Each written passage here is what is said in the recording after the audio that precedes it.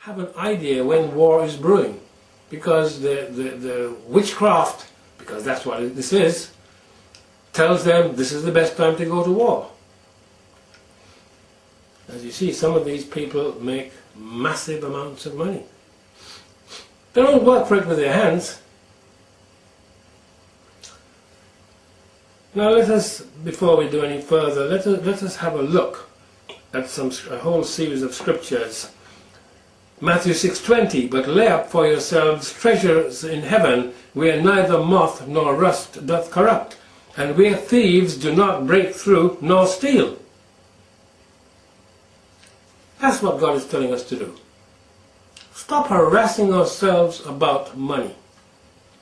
We need it to live. Of course we need it to live. I need it to live. But you know, God has provided for me all my life, far beyond what I have earned. I don't deserve it, but I'm sure as He's not a respecter of people, He will provide for you. Ephesians 4:28, "Let him that stole steal no more, but rather let him labor, working with his hands the thing which is good, that he may have to give to him that needeth." So are you somebody that has? But do you help those that need?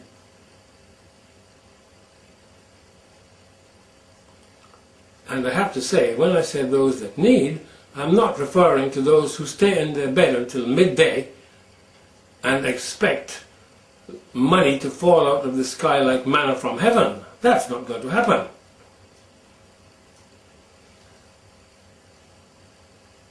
You know, Christ linked stealing, lying, and murder together. The Apostle Paul did the same thing. You know, in Luke 18:20, Christ says, "Thou knowest the commandments, don't commit adultery, do not kill, do not steal, do not bear false witness, honor thy father and thy mother." In John 10:10, I nearly said money. John 10:10, "The thief cometh not, but for to steal, and to kill, and to destroy. I am come that they might have life, and that they might have it more abundantly." Leviticus 19:11, "Ye shall not steal, neither deal falsely, neither lie one to another."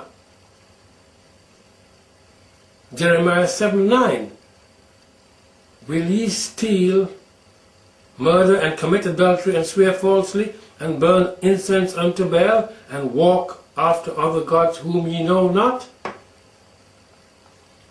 We have to choose who we are going to serve. We are either going to serve God or Mammon, God or Satan.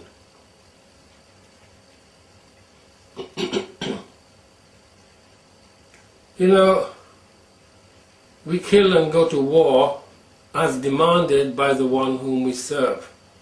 And that's not God, that's Satan. We are either serving him or his henchmen, in one way or another. You know, we do not actually need whistleblowers to understand what's going on behind closed doors. The Bible makes it quite clear, the main events that are taking place behind closed doors. It is no wonder that we have 400 translations today, or over 400, and most of them are abominations. But ultimately it's easy to see why the Bible will be banned, because it exposes what is going on behind closed doors. We have some books we can recommend. We have read them or looked at the videos. Rebecca Brown, MD, He Came to Set the Captives Free. Emmanuel Aney, which is on the website, Delivered from the Powers of Darkness, 31 pages, an excerpt, absolutely excellent. And Bill Schnobelen, he explains some of what goes on in the behind the scenes. You need to understand it. Is all this related to astrology? It is. So, you know, it says in Matthew 6:24, "No man can serve two masters, for he either will hate the one and love the other, or else he will hold to the one and despise the other. He cannot serve God and Mammon." So we saw there that the banking industry, which affects us, is run on astrology. Business, industry, and politics is run by witchcraft.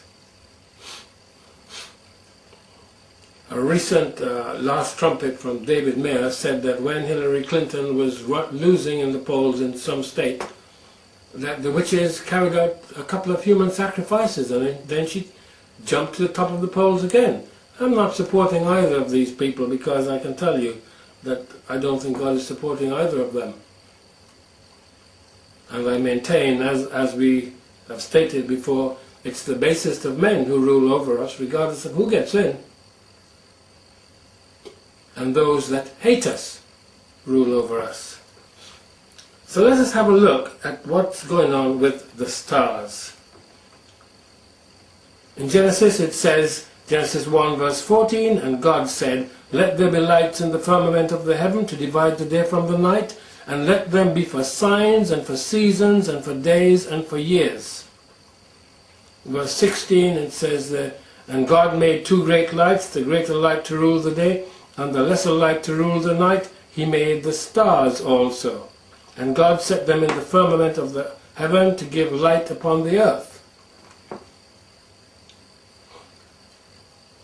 I will try and see if I can convert a little 2-minute video to put up on the website. It's a BBC video, and it shows two galaxies colliding. Galaxies. A galaxy could be millions and millions of stars. And the Hubble telescope has actually got the photos of these two enormous sets of stars colliding and the explosion. Bear in mind, our sun is a star, but just a small one, a very small star. But though it's small, it can, if it was hollow, it can hold 1,000,000 Earths. You know, this is the genuine stars of the heaven we are speaking about. Psalm 19 says, the heavens declare the glory of God, and the firmament showeth his handiwork. Yes, Christ said there will be signs in the heavens, and I think that this crash of the two galaxies is certainly a sign. I know of no greater event beyond the creation that is quite as big as this. The flood isn't. I cannot think of any event to compare. But it's happened. Now, we mentioned God said that the stars were there for signs and for seasons. I said that we just came to the end of the Feast of the Passover, which lasted a week. But that's what this is, signs and for seasons, not just you know, the annual spring, summer, autumn, winter, but the festival of God are declared by the sun, moon and stars. At that time, when they were created, Job 38:7, the morning stars sang together and the sons of God shouted for joy. So when the physical creation was made, millions, even billions of years ago, the morning stars sang together. Stars singing? Well, the Bible defines what stars are. Of course, you have stars and stars, as you will see. In Revelation 1:20, the mystery of the 7 stars, which thou sawest in my right hand, and the 7 golden candlesticks. The 7 stars are the angels of the 7 churches. So sometimes when the Bible is referring to angels, it refers to them as stars. So Job 38:7 could have said, when the morning angels sang together,